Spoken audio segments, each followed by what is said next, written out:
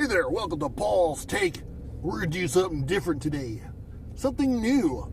I'm not sure how I'm going to title it, so whatever's on the title must have won. But basically, it's going to be this. We're going to talk about cars, right? Which we do normally. But instead of like going behind a wheel, we're going to try something a little different. Whereas I will ask somebody how they like their car. What's like, talk about their car. And what are the three things they like about it and the three things they don't. So today, we'll start off with me. These are the three things I really like about my Jeep Liberty. Liberty is a KK 2012 version. And then the three things that I could do without. Don't really care for. It's, maybe I like the least about it. So, all in all, it's a 2012 Jeep Liberty. It's a nice car. Overall, I like it a lot. That's why I bought it. I did a lot of research, and I got it. And a lot of times, you do a lot of research, you buy it, you find out there's some things you like and some things you don't. So, the first thing that I really like about the Liberty, I think, all in all, I really like the way it looks. Yeah, everything about, to me, what's really important is the proper size of the vehicle. I don't want something too big and it's too, taking up too much space. That has too long of a wheelbase. So when you're going through obstacles, you have to worry about long wheelbases. And you want too short because it doesn't drive well. It's too choppy. So it's the right size, the right look. So I always call that one. It's just the right look for me. Number two,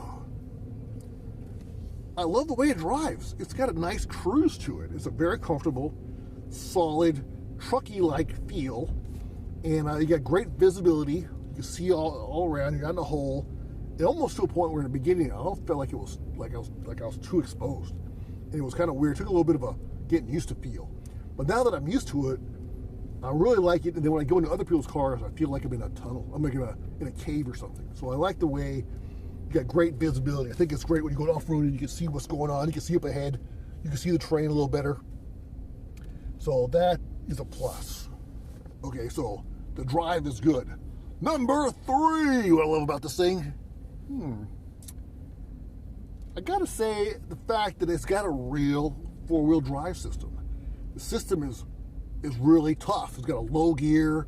I could go where most Jeeps couldn't go, not completely, depending on the setup, but I also could modify it, so it's got a really good four-wheel drive system. So I like that about this vehicle. It's nice. A nice four-wheel drive system.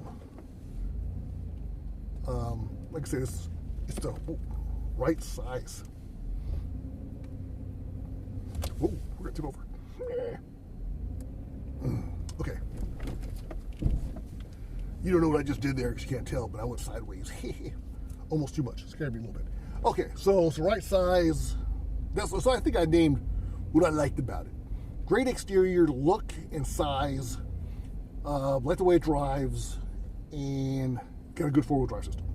It's legit. Some things are not legit. This wood is legit. What I don't like about it. Let's see, the number one thing, one thing I don't like about it, let's go in particular order, is, the interior. The interior quality. The steering wheel's nice, the door's fine. For the most part, the dash, I like the simple look to it, but the material, it's kind of cheap. Especially down at the where you shift up from four-wheel drive to two-wheel drive. Now the shifter was weak too. If I changed that, no problem. But now I got a really cool shifter. But the four-wheel drive switch, don't like that. Cheap. The seats are comfortable. Just the dash. I wish the material was a little nicer, a little not fancy, but just not so cheapy. That's just rude. Number two. It's funny because I like the exterior sides of it, but truthfully, I wouldn't mind it had been a little longer and interior wise. As it's right now, I can't just fold down the back seats and lay back there. I can't do it. It's not long enough, and which is sad to say because I had my last vehicle was a Scion TC, which is a sports car. It's small, and I could just drop the back seats down, and I could lay down in the Scion TC, which you would never think had more space than this. You would think for sure the Liberty is a far bigger vehicle. I should be able to lay down in the back, but I really can't just like that. I could figure a way. I think I had to move the front seat all the way up, but there's a gap in between. I got to figure a way to cover that gap so I could plug some kind of, maybe it's a plywood or something across it. I don't know. I got to rig it though. You can't simply just lower it down and lay back there and take a nap. You can't do it. And number 3 thing that really bothers me, this has really bothered me, but I gotta admit, like we're pretty much in the future now. Well, we're pretty far in the future, right? And I drive other vehicles at work. I drive some vehicles. My old Jeeps, Compass and a Liberty. Nothing exciting, you know. They're basic. But those vehicles and the vehicles I have at work, you can set it where it's basically like right now. So what's on the Jeep Liberty?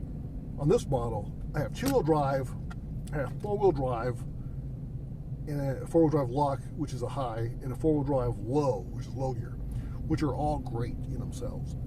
But if I'm in 2-wheel drive and I'm like, say, I'm driving 2-wheel drive and it's starting to get snowy or something or whatever, and I'm thinking I'm fine in 2-wheel drive, but then I start slipping, it's not going to automatically go into 4-wheel drive.